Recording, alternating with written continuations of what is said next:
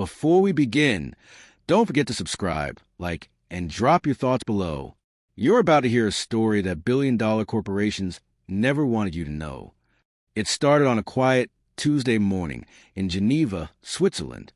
The streets outside Lake Leman shimmer with early light, but inside one sleek glass tower, headquarters of Novadex Capital Partners, the tension was thick enough to choke on. At 9:17 a.m., Daniel Mercer, a 42-year-old senior financial analyst, failed to show up for work. He hadn't missed a day in 12 years. By noon, his phone went straight to voicemail. His wife said he never came home the night before. By sunset, police were combing through the parking garage, and his silver BMW was gone. At first, it seemed routine, a missing person, perhaps burnout or an affair. But Daniel wasn't just anyone. He was a numbers man behind Project Helios, a top-secret offshore investment fund handling billions in private energy deals across Europe and the Middle East.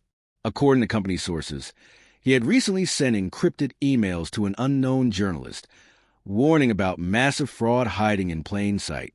2 days before he vanished, he'd told a colleague, "If anything happens to me, look in the data room." Detective Elena Roth, known for her cool precision, was assigned the case. When she entered Daniel's apartment en route to Bern, nothing was out of place.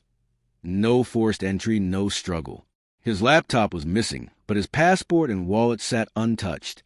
On the kitchen counter, a single sticky note read, "They know." The next morning, Daniel's car was found abandoned near the French border, doors unlocked, engine cold. In the trunk was a flash drive taped beneath the lining.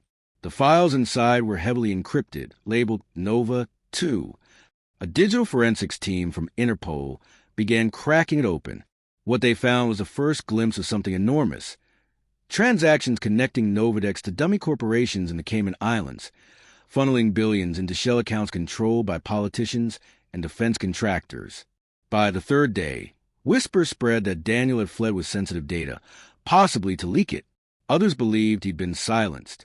His wife received a message from an unknown number. "Stop asking questions. He's safe if you stay quiet." Detective Roth felt the walls closing in. Surveillance footage from a nearby cafe showed Daniel the night he disappeared, alone, anxious, glancing over his shoulder. Then, at precisely 11:42 p.m., a black van pulled up behind him. He looked straight into the camera, lips moving as if to say something, then vanished from frame. When investigators traced the van's license plate, it led to a company owned by Novadex Capital Partners itself.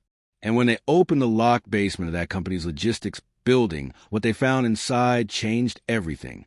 The basement of Novadex Capital's logistics warehouse smelled of oil, rust, and something else, fear.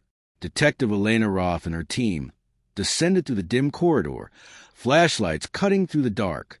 What they found behind a bolted steel door wasn't a missing man, but something far stranger. A row of high-security servers hummed in silence. The labels were clean, sterile. HEL 01, HEL 02, HEL 03. The same prefix that matched Project Helios. Technicians from the Cybercrimes Division began imaging the drives. Inside the encrypted data were digital ledgers. Transactions worth billions, routed through ghost companies and disguised as infrastructure investments. At first glance, it looked like complex financial engineering, but buried deep in the code were signatures from state-owned energy companies, private weapons contractors, and offshore accounts tied to known political donors across multiple countries. It wasn't just a fraud scheme. It was an international money laundering operation hiding under the banner of clean energy. As Roth scrolled through the files, she froze at one folder titled Mercer_Confidential. Inside were screenshots of emails Daniel had sent to Novedex's CEO, Lucas Vane, warning that the company's energy fund was feeding conflicts under the guise of sustainability. The last message Daniel ever sent read, "I won't be part of this anymore." The deeper she went, the clearer the picture became. Project Helios wasn't building solar fields. It was moving billions into private arms deals disguised as green initiatives. And Daniel Mercer had discovered it. By the 5th day of the investigation, Roth was under pressure from every direction. Her superiors demanded she close the case quietly, calling it a domestic disappearance. Her request for an international warrant on Lucas Vane's assets was mysteriously denied. Files she'd uploaded to the department's server disappeared overnight. Someone was scrubbing the trail in real time. Then came the hit and run. One of Roth's informants, a junior accountant from Novadex who had agreed to talk, was struck by an unmarked van hours before their meeting. The driver was never found. CCTV footage from the scene vanished before investigators could secure it. The message was clear. Someone powerful was pulling strings to keep Helios buried. Still, Roth refused to back down. Late that night, she met with a tech journalist Daniel had contacted weeks before, Jonas Keller, a soft-spoken freelancer with a reputation for exposing financial crimes. He handed her a decrypted version of the Nova 2 files. "He sent me this the night before he disappeared," Jonas whispered. "He told me it wasn't about money. It was about people dying." Inside the new folder was evidence that tied Project Helios to black market fuel shipments, funding private militias in war zones. Billions meant for renewable development had been funneled into chaos. As the clock neared midnight, Roth's phone vibrated, a message from an unknown number. "If you value your life, walk away." He didn't. Her blood ran cold. She turned to Jonas, but before she could speak, headlights flared to the cafe window. 2 men in suits stepped out of a black SUV. One of them held a badge that didn't look official. And then Jonas said something she would never forget. "Detective, they're not here for me. They're here for you." The black SUV crept closer, its headlights slicing through the misty night air outside the cafe. Detective Elena Roth could hear her heart pounding louder than the hum of the engines. Jonas Keller whispered urgently, "Back door, now." They slipped through the kitchen exit, past steaming pots and confused staff, out into the narrow alley behind the cafe. The moment they stepped out, a gunshot cracked the silence. A bullet shattered the rear window, spraying glass onto wet asphalt. They ran, through narrow back streets, over fences, down dimly lit alleys.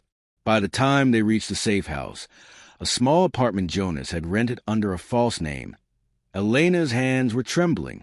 She knew this was bigger than a corporate cover-up now. Whoever controlled Project Helios had eyes inside law enforcement, the media, and maybe even the government itself. Jonas powered up his laptop. "Daniel didn't vanish," he said, breathing hard. He was silenced, but he left a fail-safe, a data drop scheduled to go public if something happened to him. Elena leaned in. "What kind of data?" He turned the screen toward her. Every transaction, every politician, every offshore account tied to Helios. It was enough to topple governments. But before they could send it to the press, Elena's encrypted line buzzed again. It was her captain, Chief Marlowe, the same man who told her to drop the case. "Roth," his voice was gravelly, "you've got no idea what you're walking into. Come back in. Let's talk this out." She froze. "You knew, didn't you?" Marlowe hesitated. "Some things are bigger than justice. Elena, walk away." She hung up.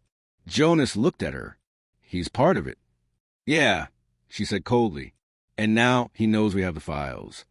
At dawn, the sound of sirens approached from every direction. SWAT teams surrounded the block. Jonas quickly uploaded the files to a secure server. "It's going live in 90 seconds, he said. "Once it's out, they can't stop it." Elena grabbed her badge and gun. "Then we just have to stay alive for 90 seconds. Gunfire erupted. The apartment door splintered. Jonas ducked behind the table, pressing send as bullets shredded the walls. The file transfer hit 100%. The evidence exploded across the internet. Leaked emails, offshore accounts, military contracts. It was everywhere within minutes. When the smoke cleared, Jonas lay bleeding but alive. Outside, officers were shouting, chaos filling the air. Elena dropped her weapon and stepped out, hands raised. She was immediately arrested, charged with obstruction, theft of federal property, and unauthorized data exposure. But while she sat in custody, the world reacted. News channels lit up with headlines. Project Helios, the green energy lie. Billion-dollar network tied to political corruption. Missing whistleblower confirmed dead. Lucas Vane was found fleeing the country that night. Chief Marlowe resigned within hours, and Daniel Mercer's body was discovered in an abandoned airstrip outside Berlin. His death ruled a suicide, though everyone knew better. Elena was eventually released, hailed by some as a hero, condemned by others as a traitor. But she didn't care. The truth was out. The world finally saw what Daniel had died to expose. On a quiet evening months later, she visited Daniel's grave. She placed a single white rose and whispered, "You won, Daniel. They can't hide it anymore." As she turned to leave, her phone buzzed, a message from an encrypted number she didn't recognize. It read simply, Helios was only phase 1. Her breath caught in her throat. Somewhere in the world, another project had already begun. If you thought this case was shocking, wait until you hear what happened next. Hit subscribe, because the next story might just be darker than this one.